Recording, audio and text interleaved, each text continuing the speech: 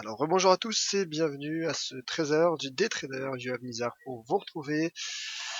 On va effectuer un point de marché à la mi-séance en essayant de dégager quelques stratégies. Mais avant tout, prenez connaissance de l'avertissement dit risque de trading, car négocier sur marge sur le marché des devises via des produits CFD comporte un risque élevé et ne peut être recommandé à tout investisseur. FXCM et Daily FX ne pourront en aucun cas être tenus responsables de pertes ou dommages occasionnés en client sans restriction des pertes ou manque à gagner qui pourraient découler directement ou indirectement de l'utilisation de ces informations. Donc pour ce webinaire, pour ce disclaimer, mais bonjour donc à tous, n'hésitez pas à me confirmer que le son et l'image fonctionnent bien. Voilà, bah c'est fait, merci mon cher Philippe. Alors visiteur qui a visiblement quelques problèmes de son et d'image, écoutez, visiblement tout va bien chez les autres auditeurs, n'hésitez pas à me le confirmer sur le chat. De mon côté tout va bien, de mon côté tout fonctionne bien, donc débutons ce webinaire. Écoutez, visiteurs, n'hésitez pas simplement à actualiser votre page, à la rafraîchir, ou tout simplement à utiliser un autre navigateur. Visiblement, tout fonctionne à merveille. Alors, on débute par les indices européens. D'ailleurs, n'hésitez pas justement à, à laisser des messages, à poser vos questions, même à poser vos analyses, à m'envoyer des analyses graphiques, et j'y répondrai bien évidemment au cours de cette présentation. Et merci également Yves qui me confirme que le son et l'image fonctionnent bien, que tout est ok. Bah écoutez, c'est parfait. Et Dominique qui demande un point sur le DAX. Le DAX arrive tout de suite, tout d'abord le CAC 40. Le CAC 40 qui poursuit finalement sur sa lancée d'hier. Le CAC qui est sorti, je le rappelle, hier d'un range, qui en est sorti par le haut, qui a franchi les 4350 points et qui, au moment où je m'adresse à vous, prend 0,93% sur le marché au comptant, sur le marché spot. En tout cas, le momentum aussi accélère et donc le potentiel reste haussier pour le CAC 40, bien qu'il y ait un très léger repli technique, voilà, avec cette bougie horaire. Regardez la dynamique de court terme. La dynamique de court terme, mais surtout le momentum haussier des marchés. Le momentum haussier des marchés et accélère tout simplement. Voilà, il accélère. Nous avons même un marché qui à court terme est soutenu par une droite de tendance haussière quasi verticale, quasiment, donc ce qui montre également la force actuelle des marchés actions européens particulièrement.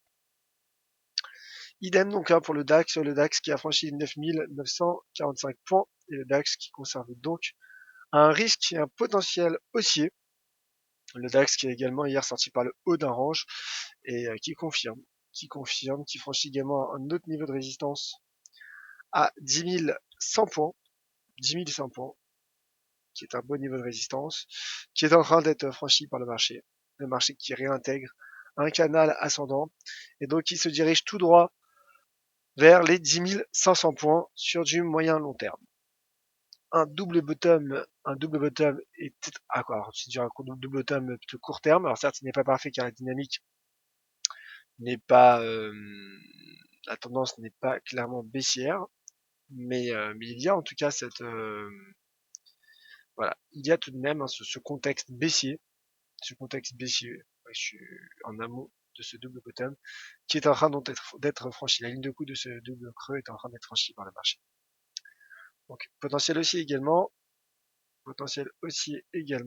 pour viser dans un premier temps les 10 280 points à court terme et à moyen terme les 10 500 points. Haussier donc sur les indices européens à court terme.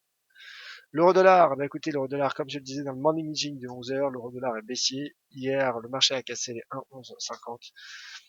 Le 1,1150 qui était ma première cible moyen terme, énoncée il y a même 2-3 semaines suite à cette Shooting Star Daily et également Weekly. Risque baissier, donc le marché qui est en train d'enchaîner une quatrième séance de baisse consécutive sur fond de rebond du dollar américain et d'euros fragiles. En tout cas, le marché s'enfonce sous les 1,1150 et donc je suis baissier pour viser sur du long terme, moyen long terme, 1,08 dollars sur du moyen terme. Voilà, donc on affine en 4 heures. Il y a ce pullback sous les 1,1150. Donc l'analyse technique est propre et limpide et le risque est donc baissier pour le taux de change euro-dollar. Alors, peut-être un mot sur les matières premières. Un mot sur les matières premières. N'hésitez pas, si vous avez des questions, c'est le moment. Alors, les matières premières et le cours du pétrole qui reste bien orienté, le cours du pétrole qui est haussier, comme vous le voyez avec ce canal à court terme, ce canal ascendant court terme. Mais de manière générale, il s'agit tout simplement de la remontée des cours du pétrole depuis son point bas du 11 février dernier, proche des 26 $ le baril. Donc vous l'aurez compris, je suis haussier sur le pétrole. Il y a d'ailleurs eu une divergence haussière cachée de RSI en unité de temps 4 heures avec ce creux qui est inférieur au précédent et le creux des prix qui est donc supérieur au précédent, donc divergence haussière cachée et sur du swing. À court terme, donc je visais 50-90, donc ce qui passerait par un franchissement des 50, le 50 qui est le seuil symbolique à court terme que teste le marché. Et ensuite donc 50-90 car il s'agit du point haut de la séance du 9 octobre dernier. Sur du moyen terme, je suis également haussier pour le cours du pétrole. Je vise en effet 54 $ pour le baril de WTI. Le pétrole sera à suivre aujourd'hui car cet après-midi, comme chaque mercredi généralement, il y aura à 16h30 la publication des stocks de brut aux États-Unis. Un mot sur le cours de l'once d'or qui s'enfonce, qui poursuit sa baisse et qui s'enfonce, un once d'or qui coule suite à depuis la cassure des 1260, il y a ensuite eu le pullback sous 1260.